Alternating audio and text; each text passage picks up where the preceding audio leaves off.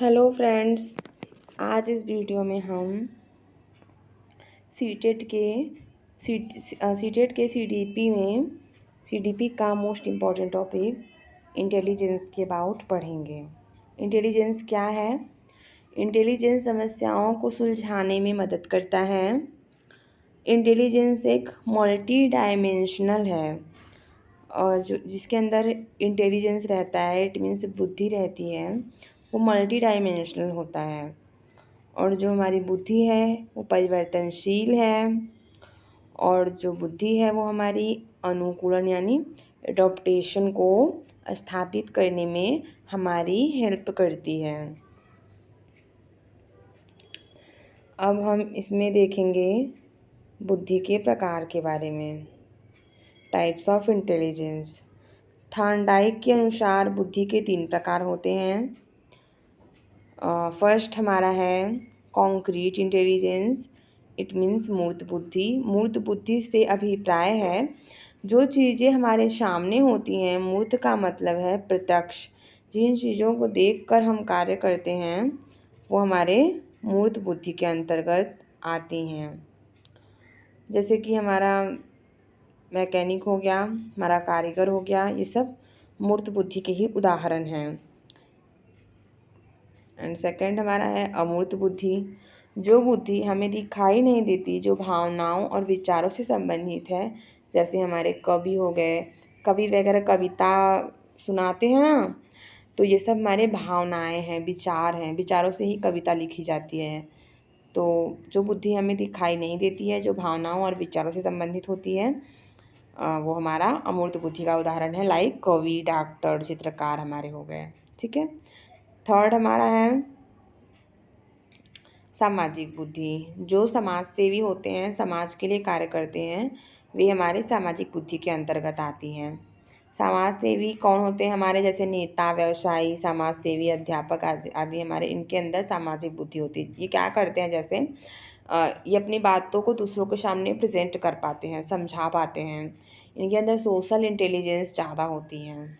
ये सामाजिक कार्यों को अच्छे से कर पाते हैं। जैसे नेता लोग रहते हैं, अपनी बातों में लोगों को अच्छे से बहला लेते हैं। चुनाव के पहले जब प्रचार करने आते हैं तो लाइक वो हमारा सोशल इंटेलिजेंस होता है। और 1916 ईस्वी में टर्मन के द्वारा बुद्धि लब्धि का संशोधित इधर सत्र दिया।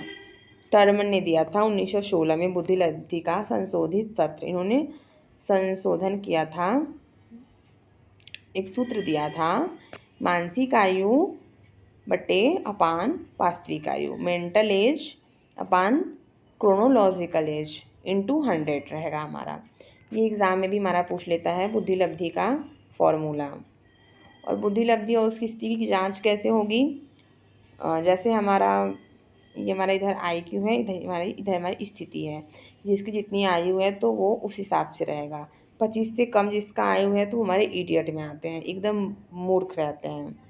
तो ऐसे ही मेन हमारा ये है, जैसे 80 से 89 तक हमारे सामान्य बुद्धि से नीचे वाले लोग आते हैं। 90 से 109 तक हमारे एवरेज स्टूडेंट आते हैं। 110 से 119 तक सामान्य बुद्धि से ऊपर वाले लोग आते हैं। 140 से जिनका अधिक रहता है IQ, वो हमारे गिफ्टेड बच्चे होते हैं, प्रतिभाशाली चिल्ड्रेन होते हैं। वो प्रतिभाशाली बच्चों की पहचान क्या क्या होती है?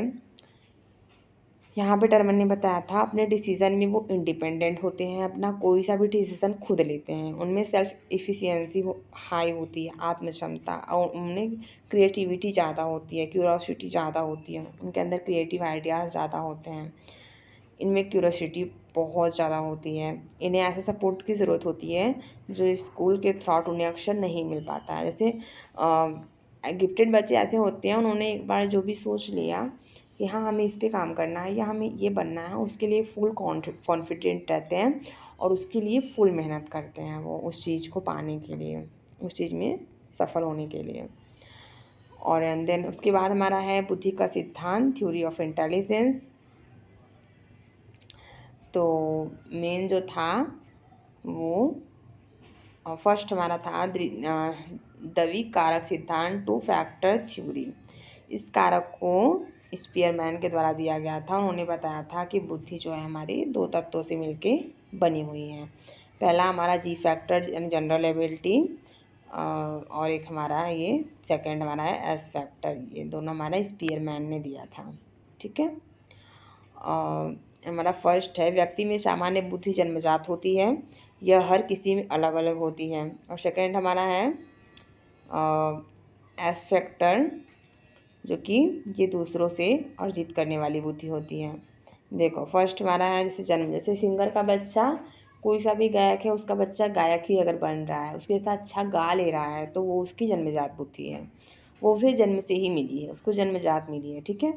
एंड हमारा सेकंड जो एस फैक्टर है वो हमारा स्पेशियल एबिलिटी। ठीक है। ये दूसरों से अर्जित करने वाली बुद्धि होती है। लाइक कोई चीज़ है, आप अगर दूसरे से सीख रहे हैं, उस पर बेहतर कर पा रहे हैं, किसी दूसरे का सीख कर, ट्रेनिंग जैसे होता है किसी चीज़ का, ट्रेनिंग के थ्रू अगर आप कोई चीज़ को बेटर बना ले रहे हो, तो वो हमारा स्पेशल एबिलिटी में आएगा। ठीक है। नाउ थर्स्टन का सिद्धांत था समूह तत्व कारक। इस सिद्धांत का प्रतिपादन थर्स्टन द्वारा किया गया था। और इस सिद्धांत के अनुसार बुद्धि कई प्रकार की योग्यताओं का मिश्रण है जो विभिन्न समूहों में पाई जाती है। थर्स्टन ने बताया था बुद्धि 7 मानसिक योग्यताओं से मिलकर बनी हुई है। फर्स्ट हमारा है वर्बल एबिलिटी, और सेकंड हमारा है न्यूमेरिकल एबिलिटी, थर्ड हमारा है परसेप्चुअल एबिलिटी, फोर्थ हमारा है स्पेशल एबिलिटी, फिफ्थ हमारा है इंडक्टिव एबिलिटी, सिक्स है हमारा वर्ड फ्लुएंसी एबिलिटी, 7 हमारा है मेमोरी एबिलिटी। ये थर्मन ने हमारा सिद्धांत दिया था कि बुद्धि जो है 7 प्रकार की है, और अलग अलग लोगों में अलग अलग टाइप की बुद्धि पाई जाती है। जैसे फर्स्ट हमारा है वर्बल एबिलिटी, जिसमें बातचीत करने की क्षमता अच्छी होती है, उनमें हमारी वर्बल एबिलिटी पाई जाती है। सेकंड हमारा है न्यूमेरिकल एबिलिटी, जैसे जो न्यूमेरिकल वगैरह से मैथ हो गया और सबको अच्छे से सॉल्व कर पाते हैं, उनमें हमारी न्यूमेरिकल एबिलिटी पाई जाती है।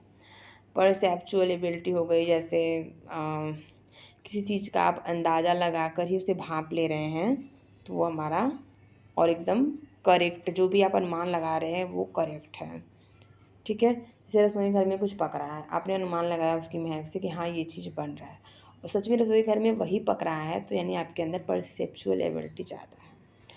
फोर्थ हमारा है स्पेशल एबिलिटी। ये हमारे अक्सर जो हमारे घर वगैरह, घर का नक्शा वगैरह देते हैं, ठेकेदार वगैरह आते हैं, इनमें वो ज़्यादा, उनमें ये वाली बुद्धि ज़्यादा पाई जाती है, स्पेशल एबिलिटी। ऐसे ही हमारा होता है inductive ability and word fluency ability and memory ability. Like कोई चीज़ को आप अच्छे से याद करके रख पा रहे हो, अच्छे से उस चीज़ को आप मेमोराइज कर पा रहे हो, तो आपके अंदर मेमोरी एबिलिटी ज़्यादा है। तो इस वीडियो में इतना ही। इस वीडियो में हमने जो है कि इंटेलिजेंस के बारे में पूरा पढ़ा। नेक्स्ट वीडियो में इसके बाद वाली टॉपिक को हम समझेंगे और करेंगे। ठीक है। सो तब तक के लिए धन्यवाद। Keep watching, keep supporting. Thank you.